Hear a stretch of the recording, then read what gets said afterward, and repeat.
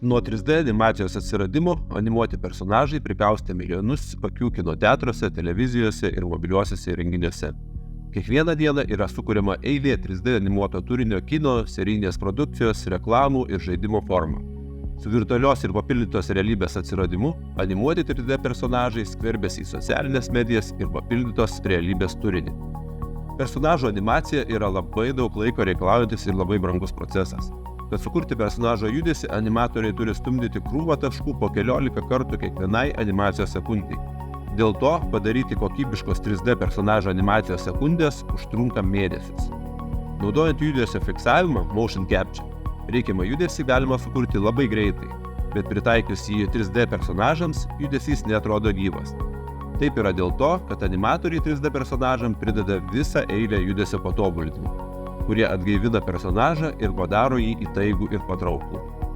Šie judesio patobulinimai dažnai išeina iš žmogaus fizinių galimybių ribų ir yra nesuvaidinami darant judesio fiksavimą. Xpressify įrankio esmė ir bus grubų ir neišraiškingą judesio fiksavimą paversti patrauklę ir išraiškingą animaciją, pridedant fiksuotam judesiui animacijos judesio patobulinimus. Čia yra vienas fiksuoto judesio pavyzdys, padarytas pagal pavyzdį iš filmo The Incredibles. Aktorius šį kartą esu aš pats, su kostiumu suvaidinau šitą nedidelę atkarpėlę ir užfiksavau judesį.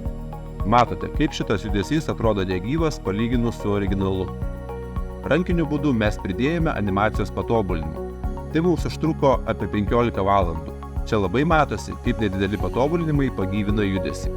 Šis užfiksuotas judesys ir animatoriaus patobulintas bus vienas duomenų vienetas.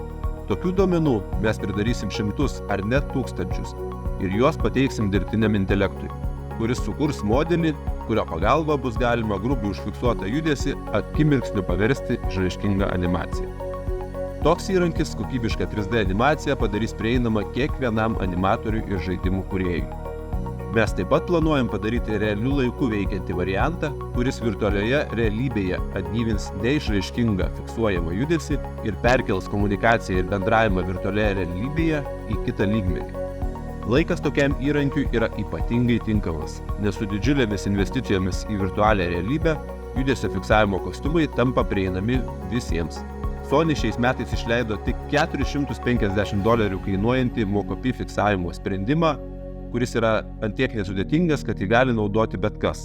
Aš esu Arūnas Eimulis, 20 metų patirtį turintis animatorius, su žmona ir dirbtinio intelekto specialiste Laura mes kuriam Xpressify.